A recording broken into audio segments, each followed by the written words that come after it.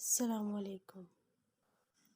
इस वीडियो में हम लिटरेरी टर्म्स जो है या डिवाइसेस कह लें, फिगर्स ऑफ स्पीच कह लें, इनको हम डिस्कस करने जा रहे हैं। ये टर्म्स जो है ये बहुत ज़्यादा इम्पॉर्टेंट हैं पेपर के लिए भी, वैसे भी लिटरेचर के स्टूडेंट के लिए ये टर्म्स सीखनी और इनको याद करना, इनको समझना बहुत ज़्यादा इम्पॉर्टेंट होता है। इन टर्म्स के ज़रिए हम जो लिटरेचर का की कोई भी वर्क हो, किसी भी किस्म का हो, हम उसको चेक कर सकते हैं उसमें कि उसमें कौन कौन सी डिवाइस यूज़ की गई है।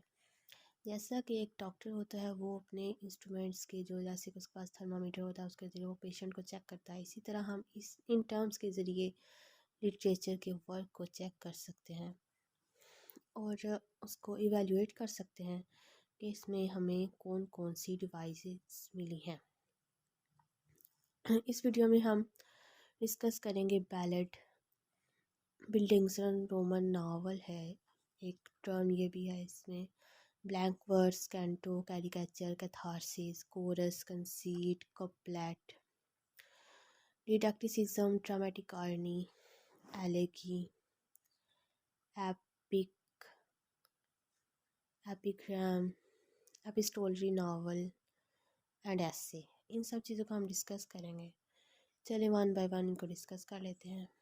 Ballot, a poem that tells a story in simple language having a moral lesson for the reader is called ballad.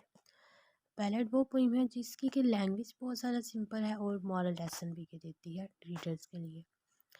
इसकी एग्जांपल में एस.टी. कॉलरिज की rhyme of the ancient mariner, ये बहुत ही अच्छी पोइम है। इसकी लैंग्वेज बहुत ज़्यादा सिंपल है और इसमें मॉरल लेसन भी दिया गया है। Buildings Roman, a novel which describes the protagonist central character development from childhood to maturity। ये वो नावल है जो कि किस प्रोटैगनिस्ट की life from childhood to maturity, उसकी जो डेवलपमेंट होती है, लाइफ डेवलपमेंट, उसको बयान करती है। Is called a buildings Roman novel. ठीक है, इसमें एग्जांपल में ग्रेट एक्सपेक्टेशंस डिकन्स का नावल है। ये बहुत ही फेमस इसमें आ जाता है क्योंकि इसमें जो सेंट्रल कैरेक्टर है पिप, उसकी चाइल्डहुड टू मैच्योरिटी जो डेवलपमेंट है ना, उसको बहुत ही अच्छे से एक्सप्लेन किया गया है। Blank verse, a form of poetry written in unrhymed iambic pentameter. वो पोइट्री की फॉर्म जो कि अनराइम भी हो, आयम्बिक पेंटामीटर भी हो। आयम्बिक पेंटामीटर वो है एक वर्स जिसमें 5 मेट्रिकल फीट हों। एक फीट जो है वो 2 सैलेबल मुश्तमिल होती है। 1 सैलेबल इज़ अनस्ट्रेस्ड और long short, followed by the stress syllable और लॉन्ग सैलेबल। ठीक है, इसमें जो पेंटामीटर है इसमें 5 मेट्रिकल फीट होते हैं आयम्बिक पेंटामीटर में। और इसके एग्जांपल में पैराडाइज लॉस्ट है जॉन मिल्टन की, ये इसमें आ जाती है क्योंकि ये पूरी की पूरी जो है वो ब्लैंक वर्स में लिखी गई है। Canto, canto is the sub division of a long narrative poem.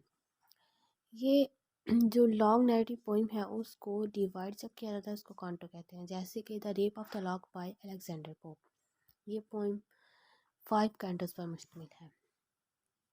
Next आ जाता है कैरिकेचर, अ कॉमिक डिस्क्रिप्शन, मज़ाहिया डिस्क्रिप्शन है किसी चीज़ की करैक्टर्स की, achieved by exaggerating personality traits, जिसको कि हासिल किया जाता है किस तरीके से कि हासिल किया जाता है जो पर्सनालिटी है ना करैक्टर्स की, उनकी खूबियों को एग्जैजरेट करके बढ़ा चढ़ा कर जब बयान किया जाता है तो फिर कॉमेडी क्रिएट की जाती है और उसको कैरिकेचर कहते हैं।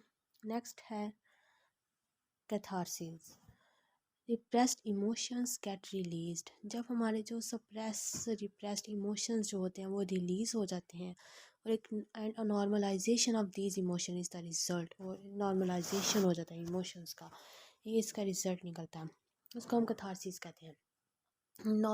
नॉर्मली जब हम लोग बहुत ज़्यादा गुस्से में होते हैं तो हम किसी चीज़ को तोड़ दें तो इस तरह हम लोग कैथारसिस हम कैथारसिस होता है हमारा और नॉर्मलाइजेशन हो जाती है इमोशंस की।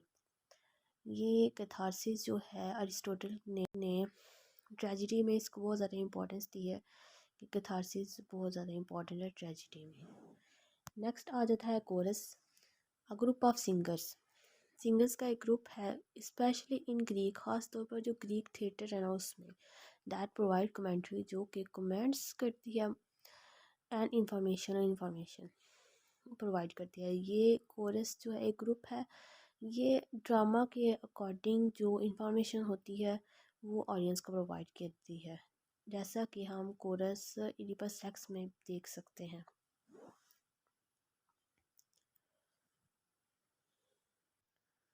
Conceit, it is a fanciful image or metaphor that has a linkage with far-fetched ideas about a thing।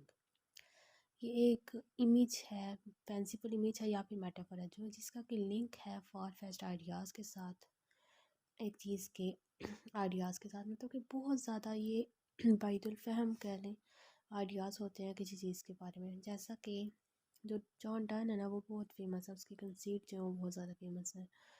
John Donne comparison of with the two legs of a compass, कहता है इतनी अच्छी है, मज़े की कंसीट है। Done कहता है कि जैसे कंपस जो है ना वो एक, अगर हम उसको एक लेग पे उसके खड़ा करें और दूसरी लेग वो घूमती रहती है, हर जगह घूमती है, वो एक पॉइंट से जुड़े होते हैं लेकिन दूसरे पॉइंट से वो अलग होते हैं। वो जो लवर्स हैं वो उनको इस कंपस से कंपेयर करते हुए कहता है कि चाहे वो एक लवर चाहे जहाँ मर्जी घूमता रहे, मगर बाद में जो एक पॉइंट से वो दोनों एक तरह से जुड़े ही हुए हैं। नेक्स्ट हमारा आ जाता है couplet, a pair of rhyming lines form a couplet.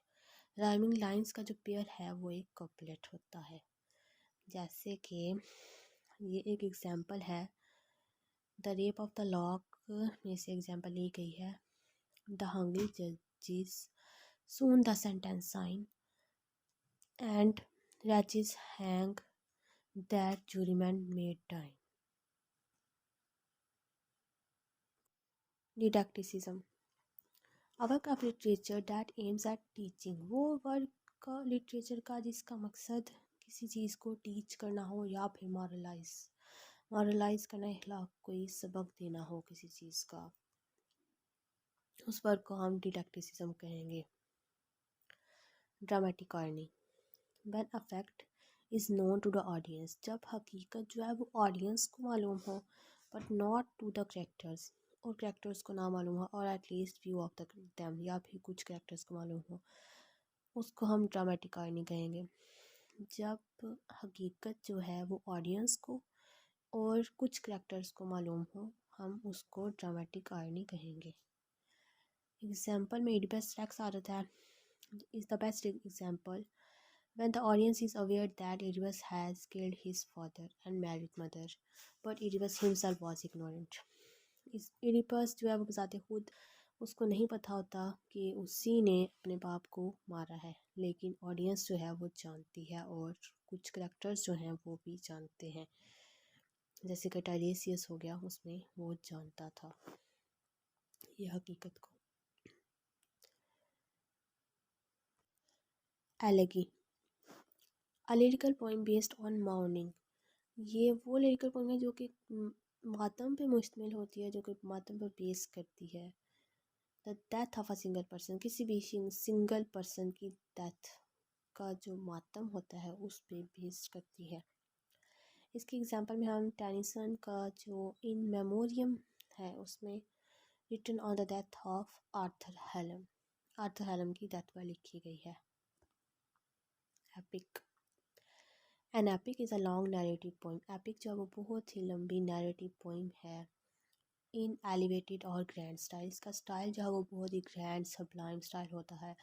Which narrates the adventures of a hero, जो कि हीरो जो है उसके एडवेंचर्स को बयान करती है इन अ सीरियस सब्जेक्ट में। इसमें सुपर ह्यूमन पावर्स होती हैं और जर्नी होता है, underground to the world journey होता है, और बयॉन्ड ह्यूमन इसमें फोर्सेस होती हैं। इसमें एग्जांपल हम ले सकते हैं होमर्स इलियड एंड ओडेसी। होमर की जो इलियड एंड ओडेसी है ना, ये दोनों इसमें बहुत ही फेमस एपिक है, एग्जाम्पल बहुत ही इसकी फेमस है। और मिल्टन की पैराडाइज लॉस्ट भी एक इसकी एग्जाम्पल है। Epigram, a pithy remarks or saying expressing an idea, एक जो कंसाइज मुकम्मल रिमार्क है या फिर सेइंग है जो कि एक्सप्रेस करती है एक idea in a clever and witty manner. Witty manner में आइडिया एक्सप्रेस करना इज़ कॉल्ड एपिग्राम।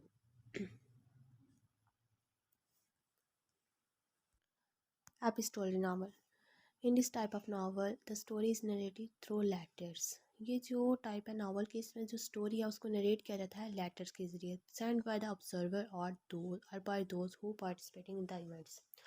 जो जो कि ऑब्जर्वर सेंड करता है या फिर by those who participating in the events, या फिर वो लोग जो कि पार्टिसिपेट करते हैं इवेंट में, वो सेंड करते हैं।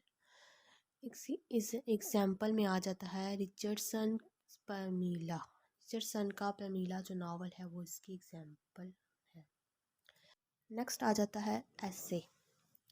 N essay is a short prose discussion, एक ऐसे जो है वो short prose discussion of any subject, किसी भी सब्जेक्ट की prose discussion, short prose discussion which tries to persuade the reader, जो कि रीडर को कॉल करने की कोशिश करता है to adopt a particular way, कि वो पर्टिकुलर ख़ास उस रास्ता अडॉप्ट करे of looking at the subject, subject को देखने का या उसको एक्सप्लेन करने का एक पर्टिकुलर वे परस्यूट किया जाता है रीडर को।